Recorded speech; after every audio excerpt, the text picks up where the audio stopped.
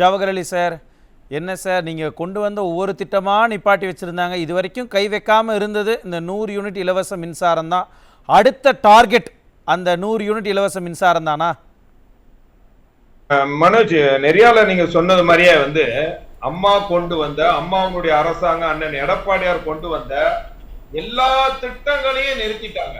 அவங்களுக்கு கண்ணே உறுத்திக்கிட்டு இருந்தது ஒரே ஒரு விஷயம் என்னன்னா 100 யூனிட் கொடுக்கறது.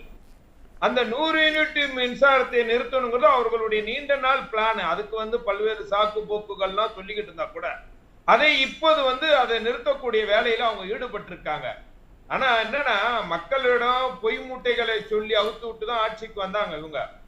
இப்ப மக்கள் இப்ப வாழ வழி இழந்து வாழ்வாதாரத்தை இழந்து நிற்கக்கூடிய இந்த நிலையில கூட ஈவு இறக்கமற்ற மனநிலையில் மக்கள் எப்படி போனா நமக்கு என்ன, நமக்கான கல்லா கட்டுனா சரி என்ற மம்மையில தான் இந்த ஆட்சியாளர்கள் இன்றைக்கு மக்கள் ஆட்சி செய்து கொண்டிருக்காங்களே தவிர அவர்களுக்கு மக்களுக்கான திட்டங்கள், மக்களுக்கான சேவைகள், மக்கள் என்ன அனுபவிச்சு கொண்டிருக்காங்களே அதையெல்லாம் தொடரணும் என்கிற மனநிலையிலே மக்கள் மீது வரி மேல வரி போட்டு கொண்டே இருக்கிறது இந்த விடியாத விளங்காத அரசு.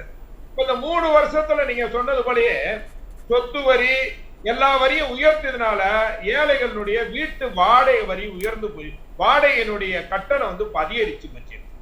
மின்சார கட்டணம் உயர்ந்து போனதுனால முன்னாடி எல்லாம் 300 ரூபாய் கட்டுனவங்க இன்னைக்கு 3000 ரூபாய் கட்டக்கூடிய சூழ்நிலை இன்றைக்கு உருவாயிருக்கு. இப்ப அதை விட என்னடா, இப்ப புதுசா நீங்க மின் கட்டணம் மட்டும் உயர்த்தல, அந்த கட்டண மின் இணைப்பு பெறுவதற்கான அந்த வைப்பு தொகை டெபாசிட்ங்கிறதுனா முன்னாடி எல்லாம் ஒரு சிங்கிள் பேஸுக்கு 1500 ரூபாய் கட்டினா போதும். ஆனா இன்னைக்கு சிங்கிள் பேஸுக்கு நீங்க கலெக்ஷன் எடுக்கணும்னாலே அதுக்கு குறைஞ்சது 25,000 ரூபாய். வீட்டுக்கு நான் சொல்றேன், 3 பேஸ் இருந்தா ஏன்னா டெபாசிட் மட்டும் 30,000 பிளஸ் மற்ற இதெல்லாம் போட்டு 50,000 ரூபாய் வசூலிக்கிறாங்க இன்றைய ஆட்சியாளங்க. நான் இதை ஏன் சொல்றேன்னா, இப்ப இந்த சப்சிடி கொடுக்கறாங்களே 100 யூனிட்டுக்காக சப்சிடி கொடுக்கறாங்களே, இதற்காக இந்த அரசாங்கம், அம்மா அவனுடைய அரசாங்கம் வருஷத்துக்கு அவங்க செலவிட்ட தொகை 7,224 கோடி ரூபாய். ஆனா அதற்கு பிறகு இந்த விடியாத திமுக அரசு வந்ததற்கு பிறகு சப்சிடி 7,224 கோடி ரூபாய் கொடுத்தா கூட மின் கட்டணத்தை எவ்வளவு வருஷத்துக்கு ஏற்றி இருக்காங்கன்னா 45,000 கோடி ரூபாய் அளவுக்கு மின்சார கட்டணத்தை உயர்த்திருக்காங்க. எவ்வளவுனா டெபாசிட் அதெல்லாம் சேர்த்து ஒரு வருஷத்துக்கு 45,000 கோடி ரூபாய்க்கு இன்னைக்கு உயர்த்தி இருக்கிறாங்க.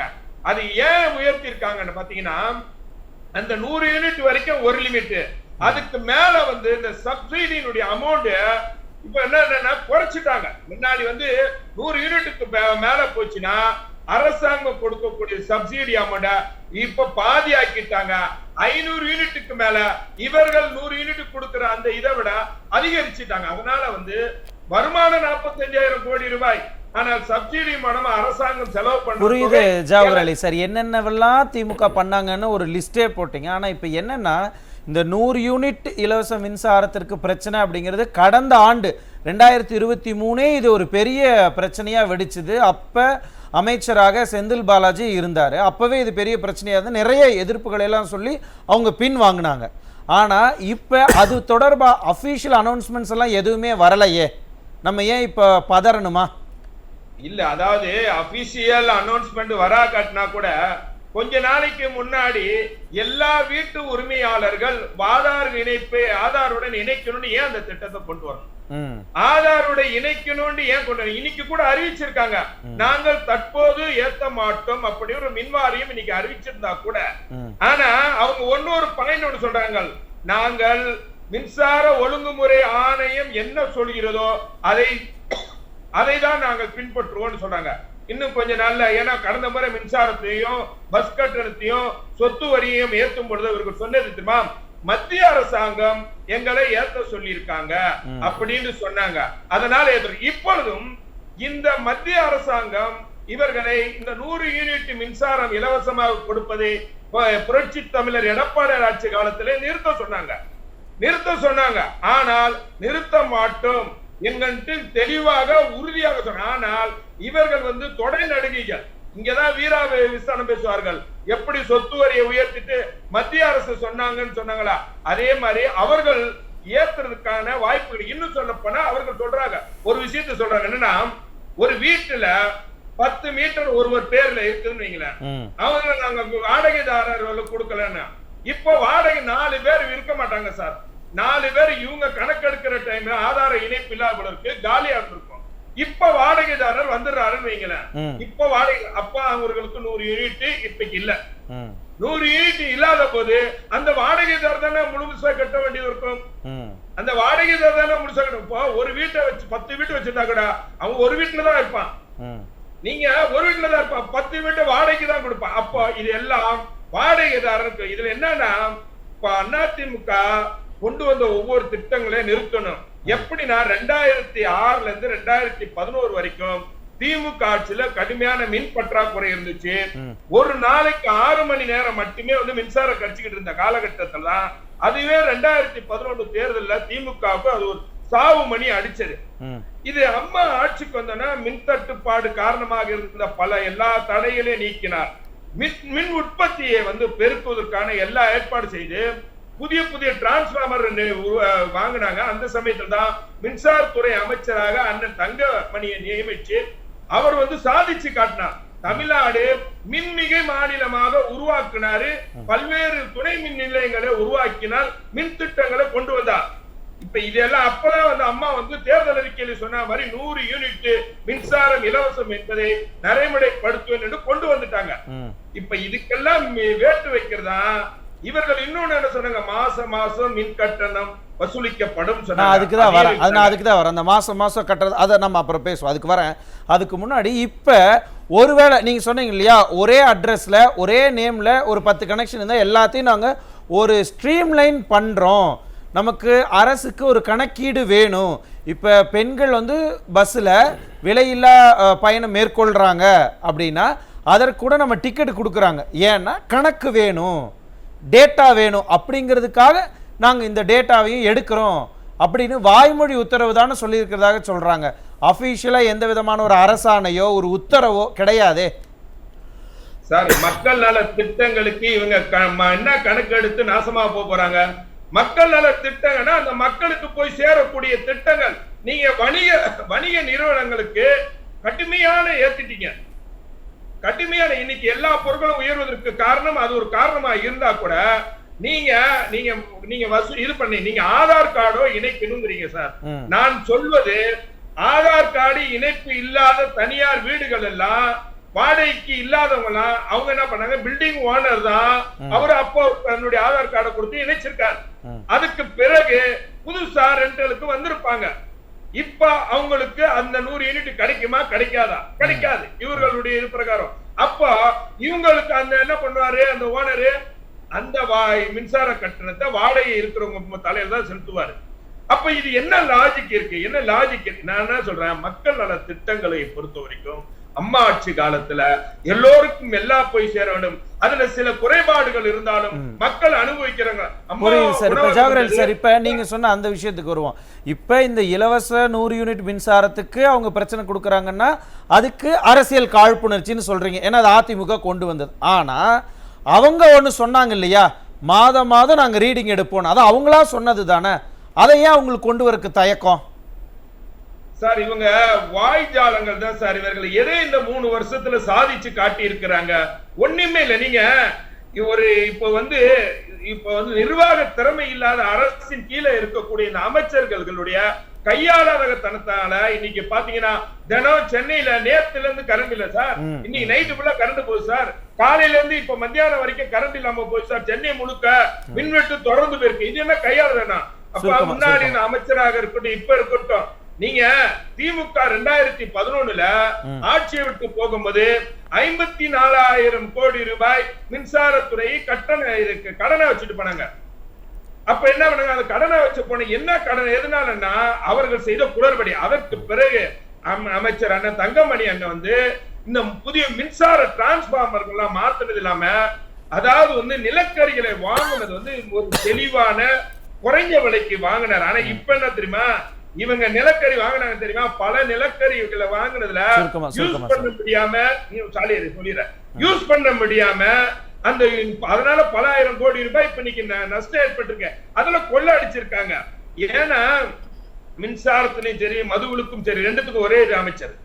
இந்த இவர் கொள்ளை அடிக்கிற யார் கொள்ளை அடிப்பார், இந்த கோடிகளை வீடுகளுக்கு கொட்டி கொடுப்பாருங்கிறதுக்காக தான் நியமிக்கிறாங்க. இந்த 3 வருஷம் நான் ஒரே ஒரு கேட்கிறேன், இந்த 3 வருஷத்துல இவர்கள் ஏதாவது புதிய மின் திட்டத்தை கொண்டு வந்திருக்காங்களா, ஏதாவது துணை மின் திட்டத்தை கொண்டு வந்திருக்காங்களா, மின்சாரத்தை ஏதாவது உற்பத்தி செஞ்சிருக்காங்களா? எல்லாத்தையும் விட முன்பை விட இன்றைக்கு அதிக விலை கொடுத்து வாங்குறாங்க வேற மாநிலங்கள்ல இருந்து. நாம தமிழ்நாட்டிலே முன்னாடி வாங்கிட்டு தெரியுமா காற்றாலை மின்சாரம் மூலம். இவர்கள் தெரியுமா காற்றாலை மின்சாரத்தை இவங்க வாங்காம வேற மாநிலத்திலிருந்து அதிக மின் விலையை கொடுத்து வாங்கிட்டு இருக்காங்க. அப்புறம் எப்படி சார் கமிஷன் கலெக்ஷன் கரப்ஷன் எல்லாம் அவங்க பண்ணுவாங்க? அதையும் புரிஞ்சுக்கணும்ல. நான் வரேன், திரும்பவும் உங்ககிட்ட வரேன், நான் திரும்ப வரேன். ஒரே ஒரு சுருக்கமா அதாவது இன்னைக்கு இந்த அறிவிப்பு இன்னைக்கு அறிவிச்சிருக்காங்க. மக்களுக்கு ஒரு பீதி ஏற்பட்டதுக்கு பிறகு நாங்கள் 100 யூனிட்டை நிறுத்த மாட்டோம் அப்படின்னு சொன்னா கூட அவர்கள் ஒரு அண்டர்லைன் ஒண்ணு போட்டிருக்காங்களா, ஒழுங்குமுறை ஆணையம் உத்தரப்படிதான் செயல்படும். இந்த ஒழுங்குமுறை ஆணையம் யார் கண்ட்ரோல் இருக்குன்னா மத்திய அரசாங்கத்தினுடைய கண்ட்ரோல்ல இருக்கக்கூடியது.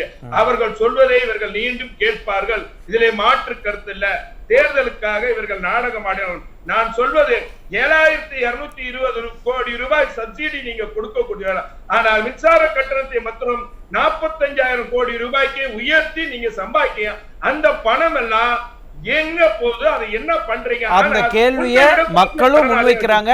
அதுக்கான பதில அரசு கொடுக்குமாங்கிறதையும் பார்க்கலாம். நான் திரும்ப வரேன் சார். ஜவஹர் அலி சார், ரொம்ப சுருக்கமாக, அன்னைக்கும் இதே எதிர்ப்பு, ஆனாலும் அதை மீறி மின்சார கட்டணத்தை எல்லாம் உயர்த்தினாங்க. இன்னைக்கும் மறுபடியும் ஒரு மிகப்பெரிய ஒரு பிரச்சனை இந்த மின்சாரத்தினால இந்த திமுக அரசுக்கு ஏற்பட்டு இருக்கிறது. எதுக்கு லீட் பண்ண போகுது இந்த பிரச்சனை, இந்த விவகாரம்? இந்த 100 யூனிட் விஷயத்தை நிச்சயமாக மக்களுக்கு இந்த அரசாங்கம் ஆப்பு வைப்பாங்க சார், அதுல மாற்று கருத்து இல்லை.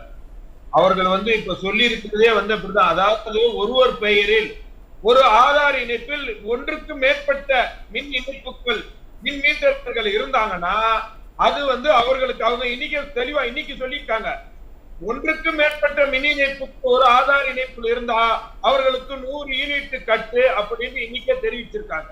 அது ஒண்ணு. இரண்டாவது, அதிமுக ஆட்சி வந்திருந்ததுன்னா 200 யூனிட்டுக்கு இலவசமாக கிடைச்சிருக்கும், பொதுமக்களுக்கு 6 சிலிண்டர்கள் இலவசமா கிடைச்சிருக்கும். அதையெல்லாம் இன்றைக்கு தமிழக மக்கள் இழந்திருக்கிறார்கள் என்ற வேதனை இருக்கு. இன்னும் சொல்ல போனா நம்ம பொன்வில்சன் உதயமின் திட்டத்தை பத்தி பேசுறதுனால சொன்னேன். உதயமின் திட்டத்தை பொறுத்த வரைக்கும் அன்றைக்கு பல்வேறு கண்டிஷன் போட்டு நாம அதுல சேர்ந்தோம். அந்த சேர்ந்ததனுடைய விளைவு நமக்கான தேவைகளை மத்திய தொகுப்பிலிருந்து இன்றைக்கு இந்த திமுக அரசாங்கம் 10,000 கிலோவாட் அளவுக்கு அவங்க கிட்ட வாங்குறாங்க. இப்போ நம்மளுடைய சீஃப் செக்ரட்டரி ஒரு மத்திய உச்ச நீதிமன்றத்துல ஒரு தாக்கல் பண்ணிருக்காங்க. உதயமின் திட்டம் ஒரு மிகச்சிறந்த திட்டம், அந்த திட்டத்தை தமிழ்நாடு அரசு முழுமையாக பயன்படுத்துகிறது. ஆனால் அன்றைக்கு எதிர்கட்சியாக இருக்கும் பொழுது வேறு பேச்சு, இன்றைக்கு ஒரு நிலை. இன்னொன்னு என்னன்னா, இப்ப நீங்க பாத்தீங்கன்னா ஒரு வீட்டுல மோட்டருக்கான கட்டணம் எவ்வளவு? வீட்டுல தண்ணி இருக்கும் சார், ஒரு வீட்டுல தண்ணி மோட்டர் வீட்டுக்கு ஏற்றுவது சொல்லுவாங்களா, அவங்களுக்கு கமர்ஷியல் டேரிஃப் 5க்கு கொண்டு போயிட்டாங்க. இது இல்லாம நீங்க மின்சார பிரச்சனையால் இந்த திமுக அரசாங்கம் ஏற்கனவே ஆட்சி கவுந்திருக்கக்கூடிய சூழ்நிலை. இன்னைக்கு மின் பற்றாக்குறையினால பல்வேறு இப்ப திருப்பூர், பொள்ளாச்சி போன்ற பகுதியில் இருக்கக்கூடிய நிறைய கம்பெனிகள் அதாவது மின்சார கட்டணத்தை கட்ட முடியாம அந்த கம்பெனியை மூடிட்டு போயிருக்கவங்களா இருக்காங்க. ஆகவே நான் சொல்றது என்னடா, இன்னும் சொல்லப்பட மின்சார கட்டணம் அத மீட்டர் தெரியுமா, சகோதரி கூட சொன்னாங்க அது ரொம்ப வேகமா போகுது, அதுக்கு ஸ்மார்ட் மீட்டர் வாங்க போறேன்னு சொன்னாங்க சார்.